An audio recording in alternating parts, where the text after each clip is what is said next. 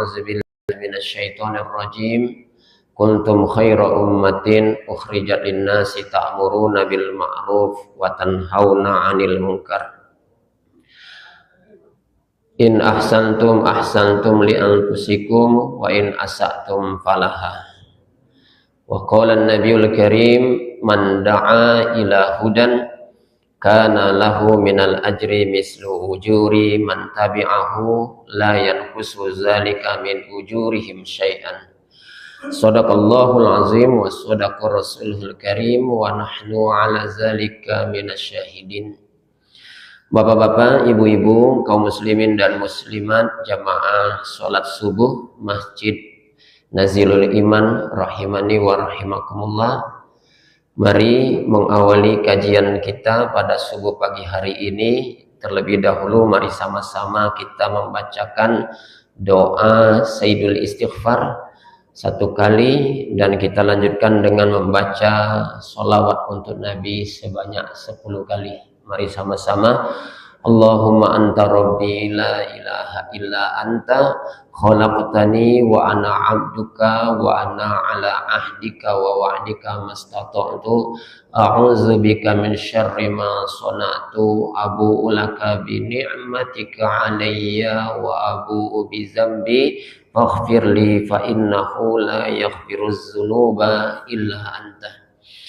Allahumma salli wa sallim ala sayyidina wa nabina Muhammad. Allahumma salli wa sallim wa barik ala sayyidina wa nabina Muhammad. Allahumma salli wa sallim wa barik ala sayyidina wa nabina Muhammad. Allahumma salli wa sallim wa barik ala sayyidina wa nabina Muhammad. Allahumma salli wa sallim wa barik ala sayyidina wa nabina Muhammad. Allahumma salli wa sallim wa barik ala sayyidina wa nabina Muhammad. Allahumma salli wa sallim wa barik ala sayyidina wa nabina Muhammad. Allahumma salli wa sallim wa barik ala sayyidina wa nabina Muhammad. Allahumma salli wa sallim wa barik ala sayyidina wa nabina Muhammad. Allahumma salli wa sallim wa barik ala sayyidina wa nabina Muhammad. Baik bapak-bapak, ibu-ibu, jamaah subuh rahimani wa rahimakumullah. Seperti biasa kita setiap hari Jumat subuh mengkaji kitab Al-Adabul Mufrad karya Imam Al-Bukhari rahimahullah.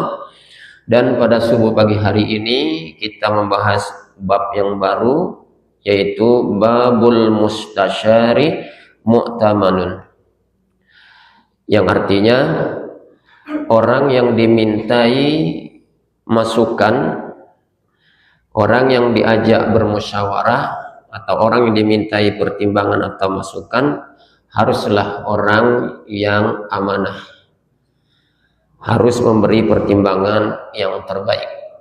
Nah, ini judul yang akan kita bahas. Dan hadis yang kita bahas adalah hadis yang ke-256.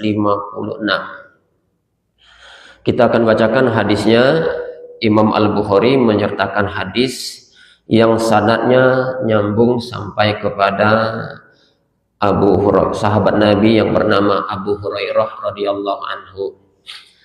Kata beliau, an Abi Hurairah radhiyallahu anhu, dari seorang sahabat Nabi yang bernama Abu Hurairah radhiyallahu anhu, qala, dia berkata, qala Nabi sallallahu alaihi wasallam li Abil Haisam. Nabi pernah bersabda kepada seorang sahabatnya yang bernama Abul Haisam. Siapa Bu namanya? Abul Haisam. Baik. Apa kata Nabi? Halaka khodimun. Wahai Abu Haisam, kamu punya pembantu tidak? Nah, nanti kita bahas Pak ya. Kita bacakan dulu hadisnya. Qala la. Yang ditanya tadi jawabnya, enggak punya ya Rasul, saya enggak punya pembantu. Qala fa iza atana saibun fa'tina. Nah, Nabi kemudian berkata semacam janji, baik kalau nanti datang kepada kami seorang budak atau seorang pembantu, fa'tina, maka kamu nanti ngadap aku ya, kata Nabi, kamu datang menghadap aku. Fa'utiyan Nabi sallallahu alaihi wasallam bi ra'saini laisa ma'ahuma salisun. Lalu benar saja kemudian Nabi didatangkan 2 orang budak atau 2 orang pembantu, laisa ma'ahu masalisun, dan tidak ada yang ketiga. Jadi cuma ada 2, nggak ada yang ketiganya. Hanya 2 orang calon pembantu yang didatangkan kepada Nabi. Fa'atahu Abul Haisam. Nah, lalu kemudian Abul Haisam yang tadinya dijanjikan benar-benar datang menghadap Rasulullah Sallallahu Alaihi Wasallam. Qala Nabi ikhtar minhuma. Nabi kemudian berkata kepada Abul Haisam, Abul Haisam, ini pembantu sudah ada 2 orang, maka pilihlah satu di antara keduanya. Lalu apa jawab si Abul Haisam? Qala ya Rasulullah ikhtarli. Nah, justru dia kemudian merespon, wahai Rasul, kamu saja ya Rasul yang memilihkan untuk aku. Pilih baik ya Rasul oleh kamu untuk aku. Tadi Nabi nyuruh dia pilih dewek, tapi kemudian orang ini apa Pak? Menyerahkan saja kepada Rasul, biar Rasul baiklah yang milihnya. Nah, lalu kemudian Nabi bersabda, nah ini patokan buat kita Pak. Orang kalau sudah dimintai pertimbangan, orang kalau sudah dimintai masukan, maka sabda Nabi apa? Innal mustasyara mu'tamanun.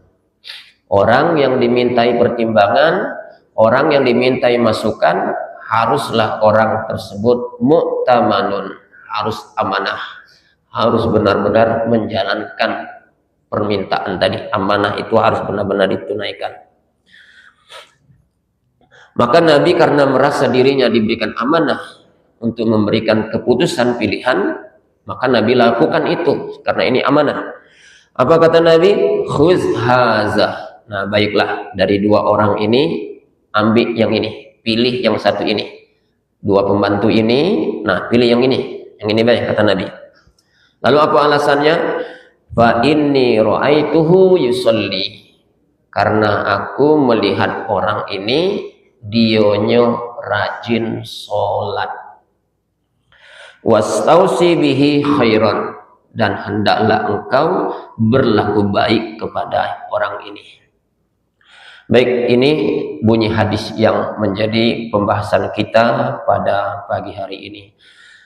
Kita coba akan jelaskan apa kandungan isi hadis yang sudah kita baca tadi. Bapak Ibu jamaah rahimani wa rahimakumullah. Yang pertama, ada pertanyaan Nabi. Kata Nabi tadi apa Pak? Halaka khadimun. Hei Abul Haisam, apakah kamu punya seorang pembantu? Ini apa yang melatar belakangi Nabi? Kok bertanya seperti itu? Nabi diceritakan Pak, suatu saat pernah bersilaturahim main ke tempatnya sahabatnya yang bernama Abul Haisam. Abul Haisam ini salah satu sahabat dari kalangan Ansor. Beliau ini sahabat yang punya banyak harta. Di antara harta dia punya banyak kebun kurma. Kebun kurma, nyebut kebun sawit. Di sana ada kati kebun sawit. Sahabat ini punya banyak hartanya diantaranya adalah punya banyak kebun kurma. Nabi datanglah main, dan dia ini terkenal dermawan, berharta, tapi hartanya Masya Allah dimanfaatkan di jalan Allah. Seringkali berbagi dia. Nah, Nabi main ke sana. Setelah main ke sana, yang dia dapatkan laki bini, suami istri Abul Haisam ini Pak, sibuk betul ngurus harta. Nah, sementara dak kati yang bantu dia. Nah, terketuklah hati Nabi ingin coba memberikan solusi. Maka pertanyaannya keluar, hal laka khadimun? Abul Haisam, kamu ini terkenal dermawan, punya harta banyak, ngurus banyak harta ini, apa dak kati pembantu? Kok sibuk berdua bantai? Jawab sahabat Nabi, iya Rasulullah, saya enggak punya pembantu. Baik, apa pelajarannya Pak?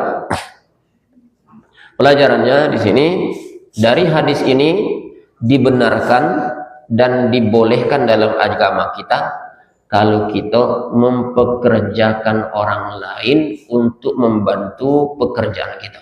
Boleh. Kalau bahasa hari ini apa Pak?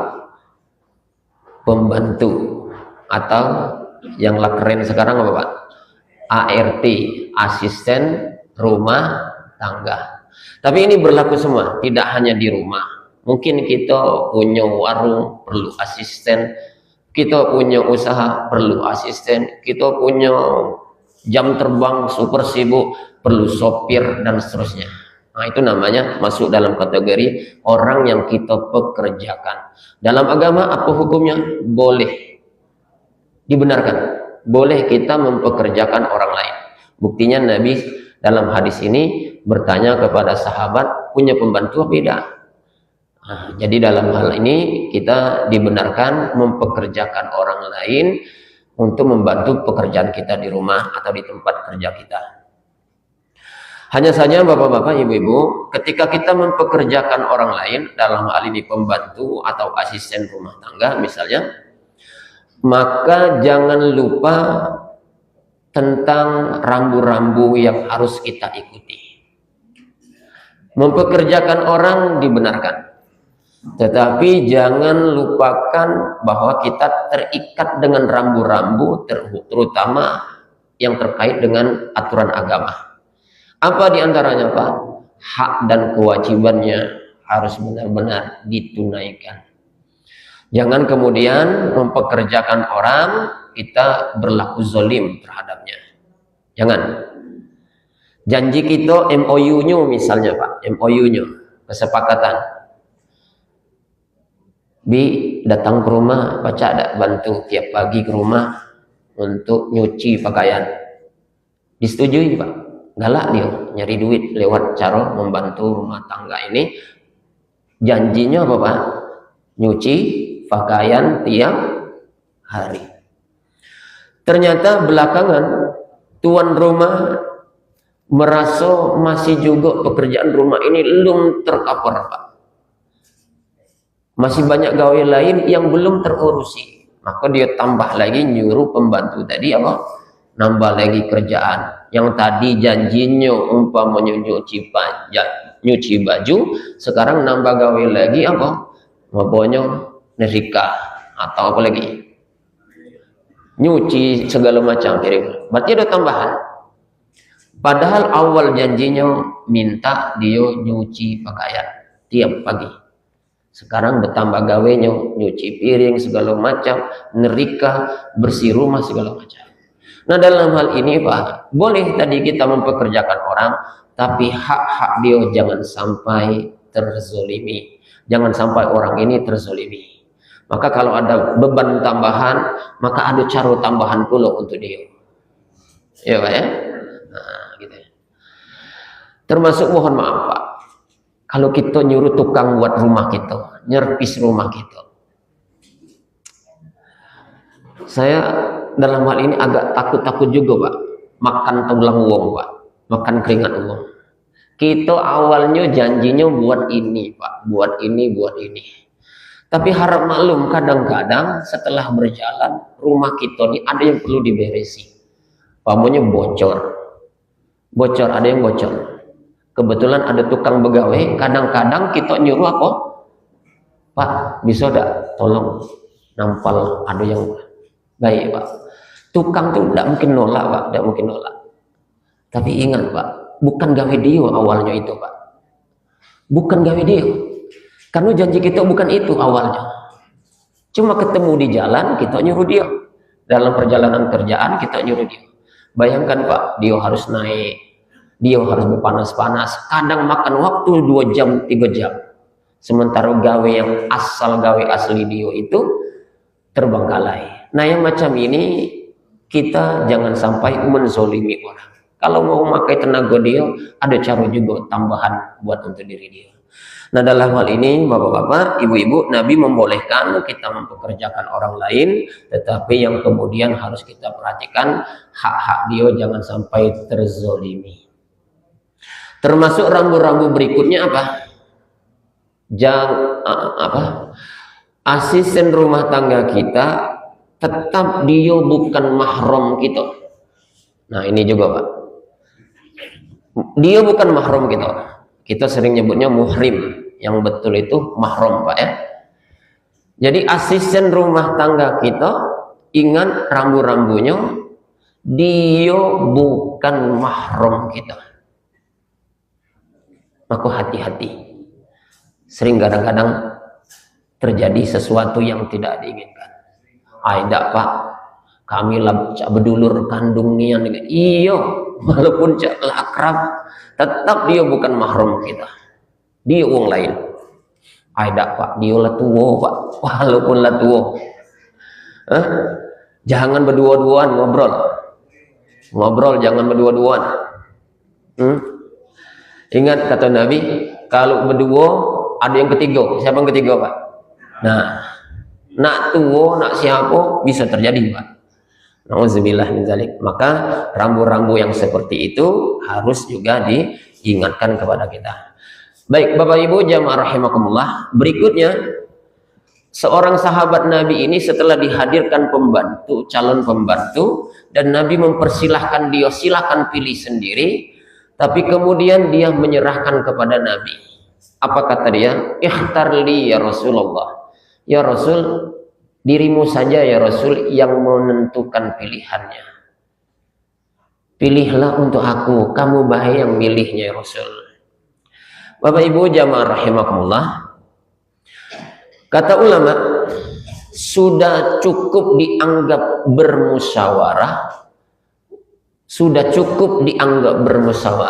manakala obrolan kita itu meminta pendapat, meminta masukan. Jadi musyawarah itu tidak selalu sifatnya formal. Ngumpul, ayo Pak, ngumpul sini. Pak, cak mana menurut pendapat Bapak? Pak, mari kita hari ini nak bermusyawarah. Nah, itu yang formalnya Pak ya. Terima kasih. Nabi kata ulama, berdasarkan hadis ini tidak ada ngobrol-ngobrol Pak, kita musyawarah dulu ya Rasul. Tidak.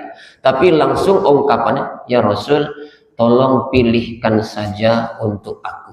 Nah, kalimat ini berdasarkan hadis Nabi tadi, kata ulama sudah cukup disebut bermusyawarah ketika kita meminta pendapat orang lain.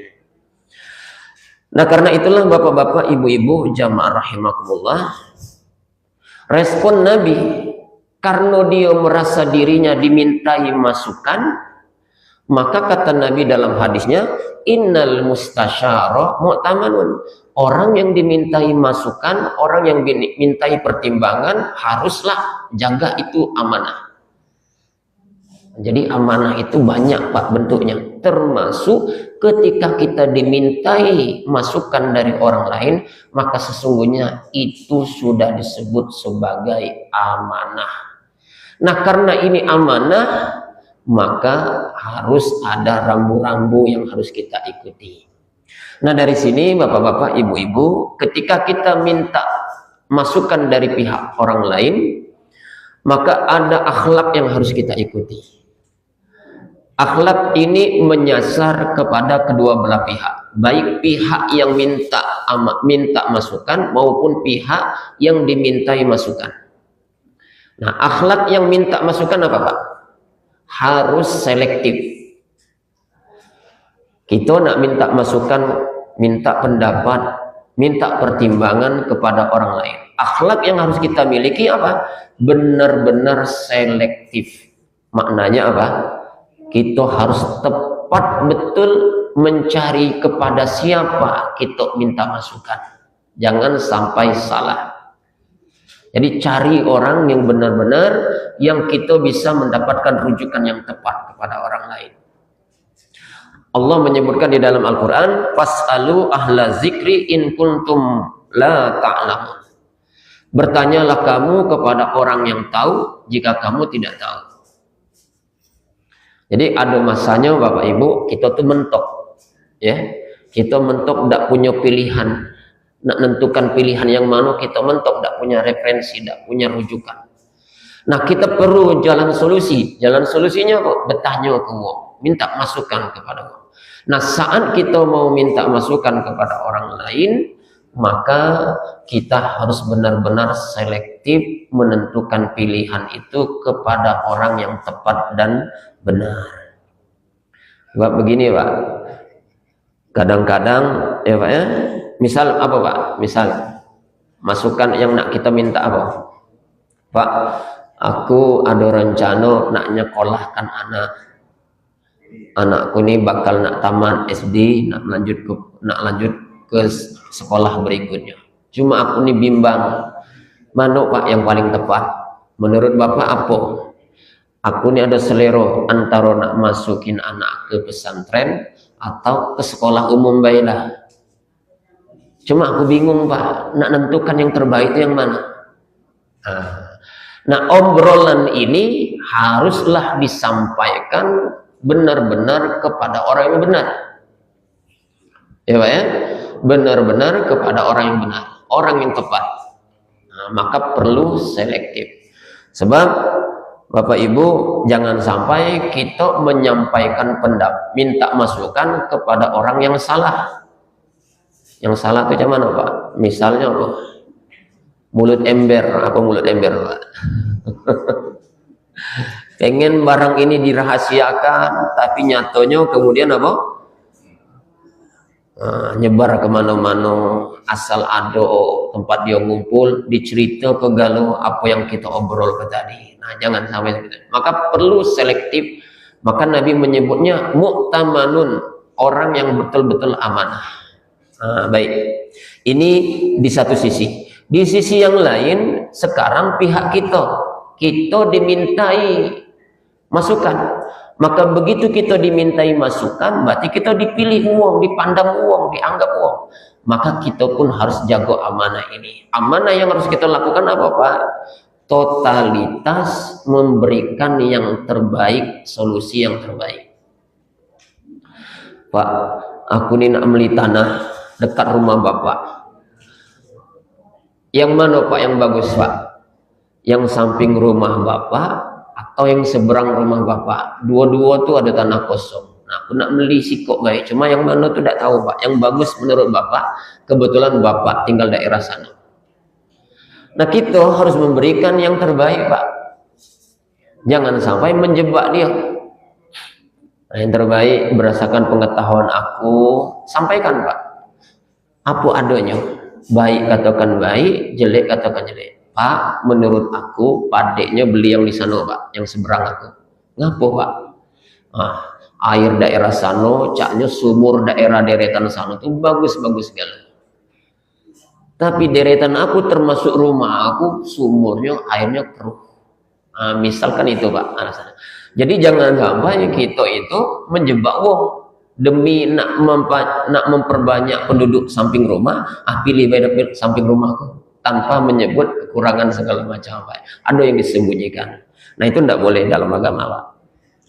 Kata Nabi dalam hadis, adil amanata ila mani'tamana wala takhun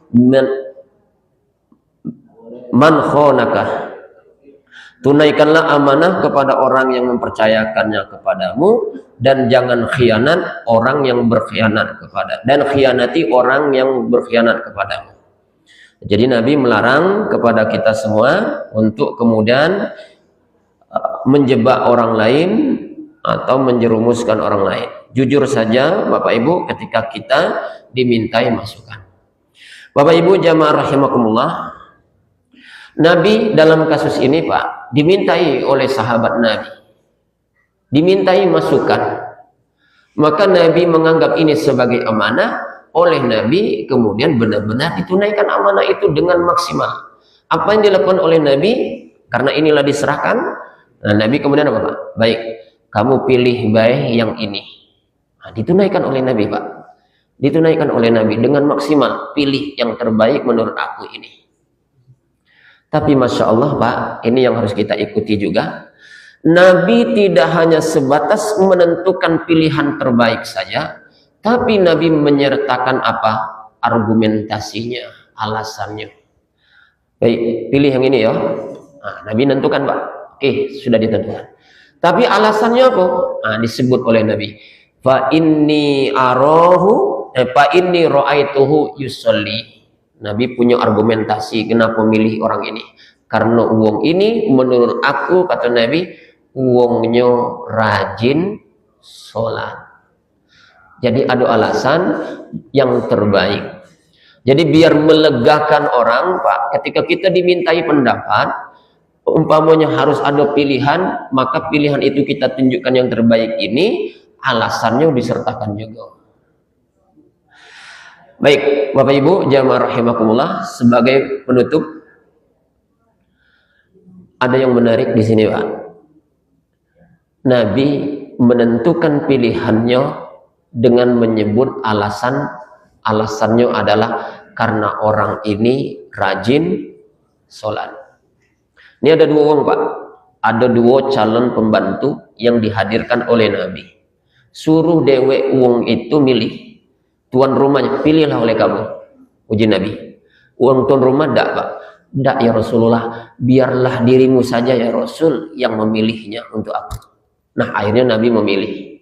Tapi yang dipilih oleh Nabi, Pak, ada alasannya. Tidak asal milih, Pak. Yang dipilih oleh Nabi alasannya karena wong ini apa? Rajin sholat. Ah, ini ada pelajaran buat kita, Pak.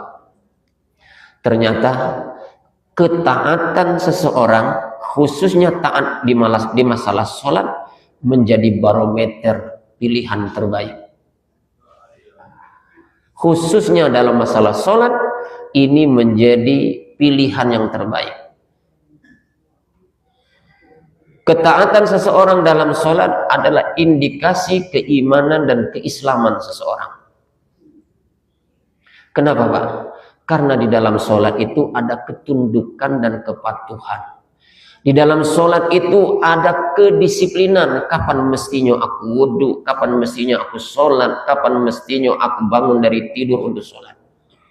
Maka ketika orang sudah disiplin dengan sholatnya, insya Allah harapannya disiplin juga dengan urusan-urusan yang lain. Kalau dia sudah tunduk kepada Allah, melaksanakan sholat tepat waktunya, maka diharapkan insya Allah dia tunduk juga kepada majikannya di mana dia tempat bekerja. Nah ini pelajaran buat kita apa? Kalau kita mencari mitra kerja, apapun bentuk mitra kerjanya, entah dia itu pembantu kita, entah itu rekanan bisnis kita, entah itu sopir kita, entah itu tukang kebun kita, maka coba, Pak, prioritaskan siapa di antara mereka yang rajin sholat. Jangan semata-mata memilih yang rajin semangat kerja.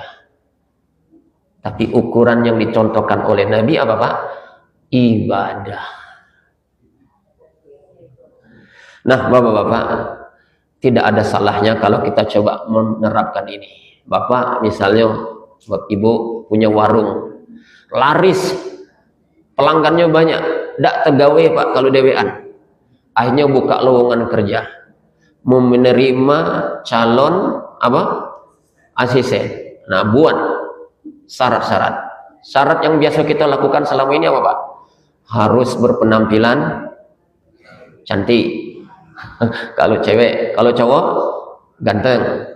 Umur maksimal sekian, minimal sekian. Siap bekerja dalam tim. Itu kan syarat-syarat. Coba, Pak, tambah lagi, Pak. Galak enggak kita, Pak?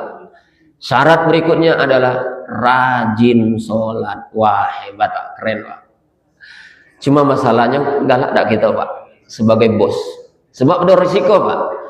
Kalau dia rajin sholat, siap-siap habis waktu. Wuduknya 5 menit. Ganti pakaiannya 5 menit. Sholatnya 10 menit. Zikirnya 5 menit pula. Siap kita kehilangan waktu? Pak, Ibu, biarlah kita hilang waktu demi dakwah. Ini dakwah, Pak, sebenarnya, Pak. Aku ceramah ini belum tentu ngasil, Pak, di lapangan. Tapi begitu kita punya power, ada lapangan kerja, Pak, nak gawe dengan aku, sholat. Mendak galak sholat, dak galak, dosa begawe sini. Wah, hebat dakwanian itu, Pak. Langsung menyentuh. Nah, apa, Pak? Hilang waktu dalam sekian menit, asal nyuruh orang taat kepada Allah Subhanahu wa Ta'ala. Mungkin matematika pada waktu itu, Pak, waduh, Karyawan aku sholat habis waktu 30 menit. Selama 30 menit ada pelanggan nak belanja, dak kata karyawan hilang dua pelanggan. Mungkin matematika kita berhitung seperti itu. Tapi kita tidak pernah tahu, Pak.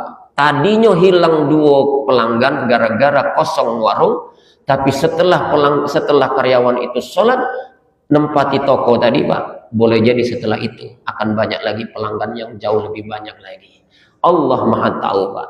Kalau kita kata Ustaz Bakhtiar Nasir tahu, Pak, kalau kita mendahulukan Allah, maka Allah juga akan mendahulukan urusan kita.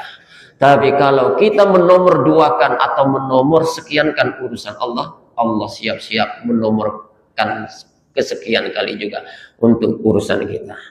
Baik Bapak Ibu jamaah rahimakumullah, luar biasa apa yang dicontohkan oleh Nabi. Maka ini bisa kita terapkan, mendahulukan ketaatan seseorang untuk kita jadikan sebagai mitra kerja kita. Terima kasih, mudah-mudahan ada manfaatnya. Billahi taufiq wal hidayah. Wassalamualaikum warahmatullahi wabarakatuh.